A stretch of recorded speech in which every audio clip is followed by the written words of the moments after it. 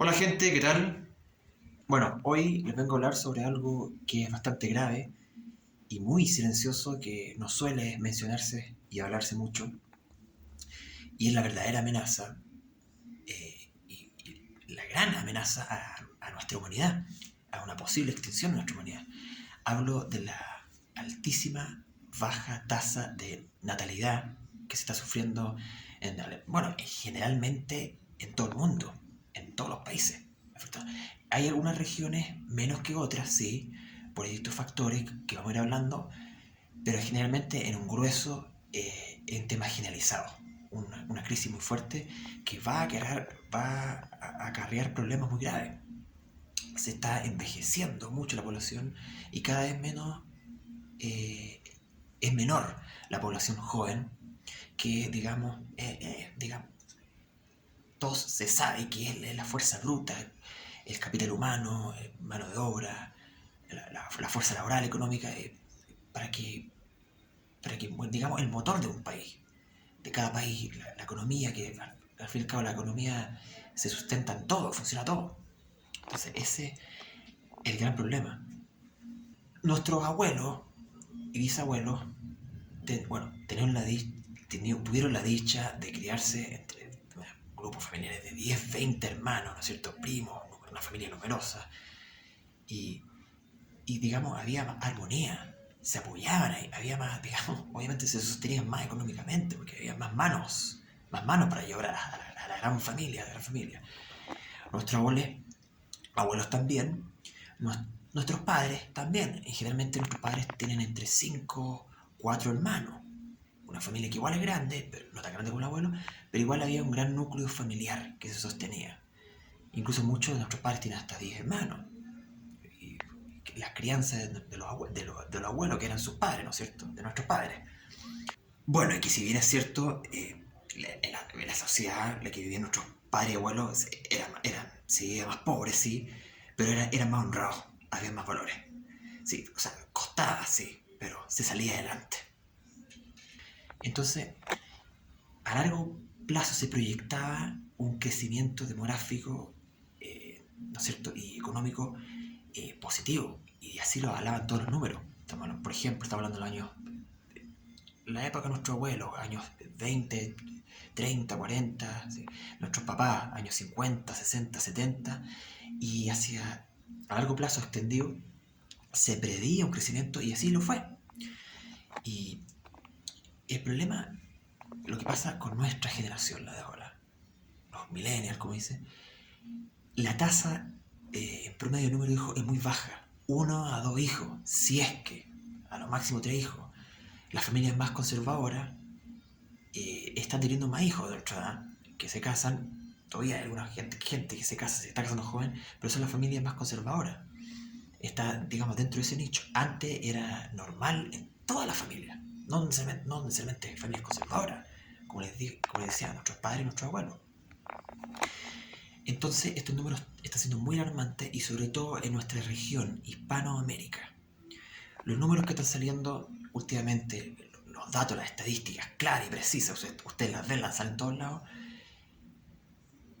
está bajando muy rápidamente la tasa de natalidad.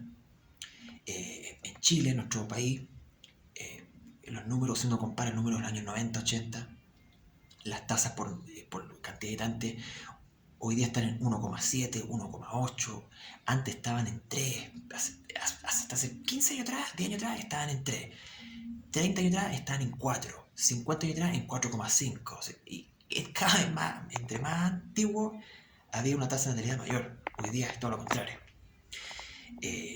Chile, y generalmente esto está afectando mucho al cono sur.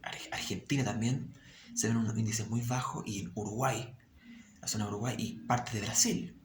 Si uno sube un poco, Ecuador, Perú, Bolivia, Brasil, parte de Centroamérica, México, tiende a subir un poco la tasa de natalidad, pero aún así es bajo. México también, los números están muy mal, muy alarmantes.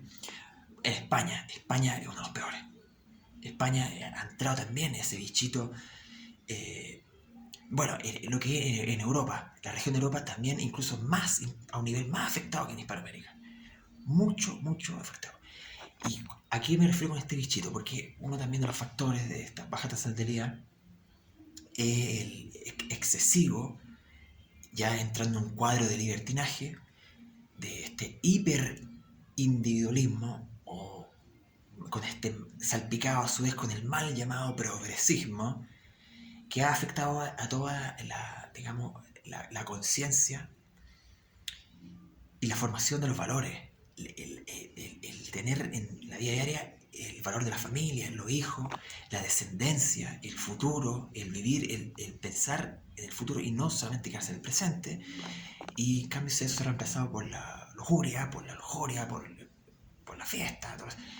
Y estamos de acuerdo, uno tiene derecho al ocio, ¿no es cierto? A descubrir, a viajar, todo eso, pero no te puedes quedar en eso y digamos, expandir toda tu vida que siempre vayas a hacer eso, y siempre vayas a ser joven, y vayas a tener cuerda. No, eso tiene que ver con maduración para entender eso. Y se está viendo que mucha gente joven, reemplazando a los hijos, está esta idea de las mascotas. Y nada contra las mascotas, me encantan los animales, los perros, los animales, de los gatos. Tenemos en la casa de esa mascota, pero hay que verlos como eso que son, mascotas, no hijos, no humanizarlo. Un animal dentro de su territorio, digamos, de su hábitat, de su instinto, que vea al humano como un amo, pero no reemplazarlo como ese lazo más familiar. Eso también es grave, es un reemplazo que está haciendo. Y de hecho justamente que cuando haya una baja tasa de natalidad, también va a afectar a la población animal. Porque he escuchado muchos que despotrican contra su propia raza. Extingámonos todos, que dejen de haber humanos en la Tierra, para que los animales sean felices. Y eso no necesariamente era así, porque se corta una cadena y un cuidado. Muchos animales que ya dependen digamos, del trabajo humano para su alimentación. Los animales que están en cautiverio, etc.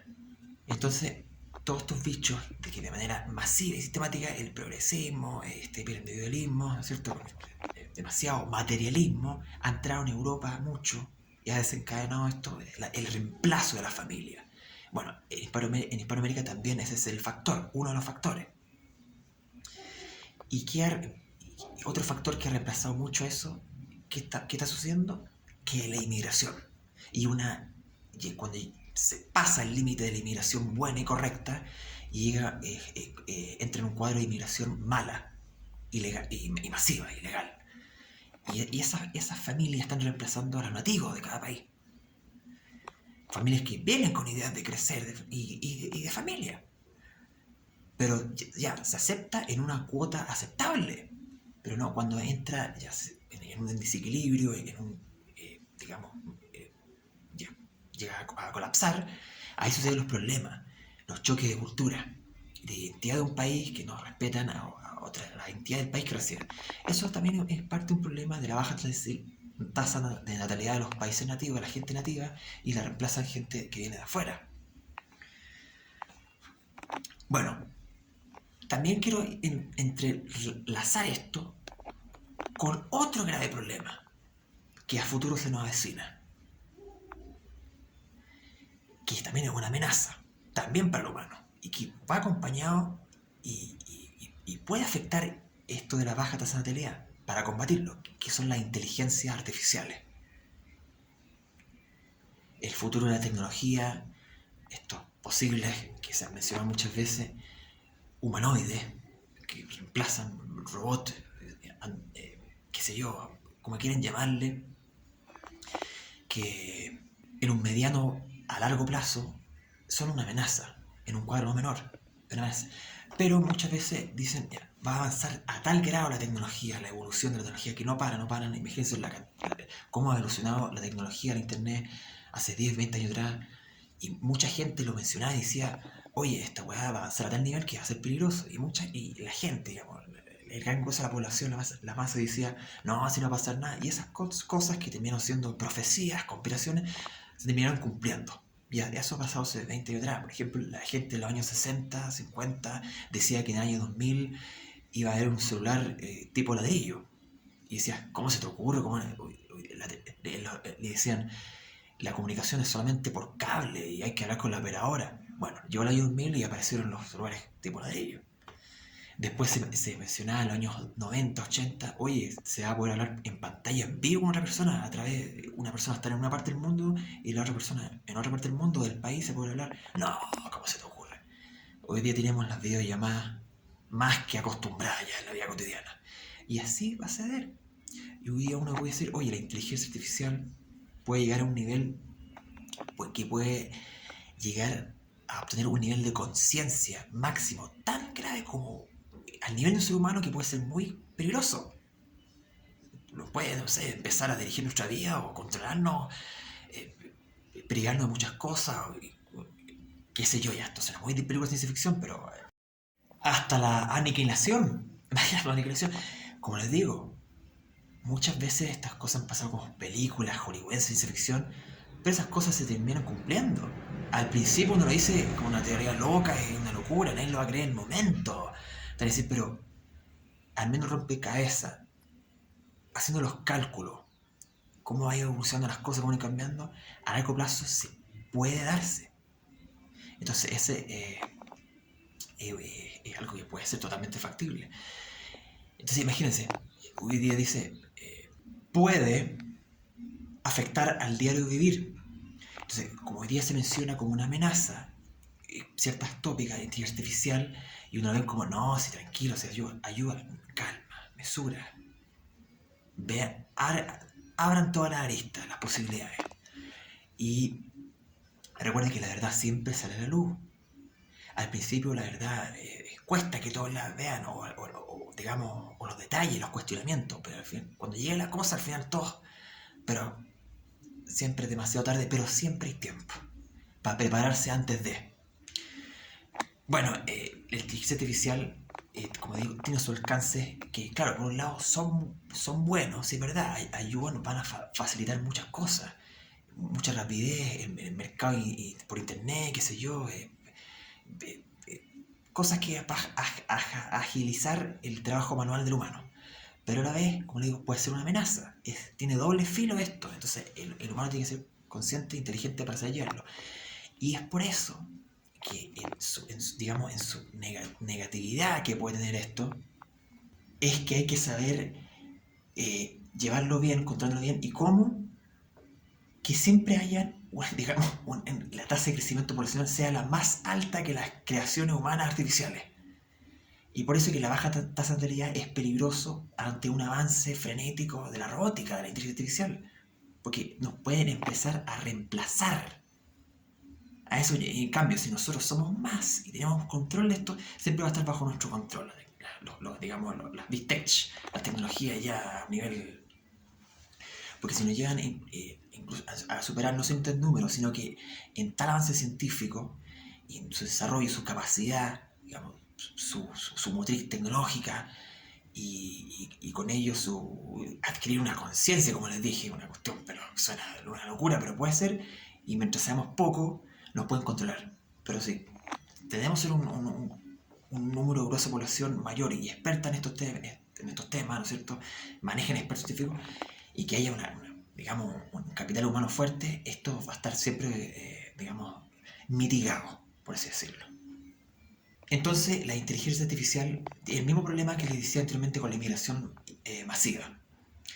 Como en esos problemas, con países con baja tasa poblacional, muy poco reemplazo poblacional, generacional, llega el inmigrante y hay un choque cultural, de culturas totalmente distintas. Ya, aquí lo mismo con la robótica. Un reemplazo de inteligencia artificial contra poco humano va a haber una afectación social muy grande. Entonces ese es el problema, hay que controlar, ser siempre más en las cuotas.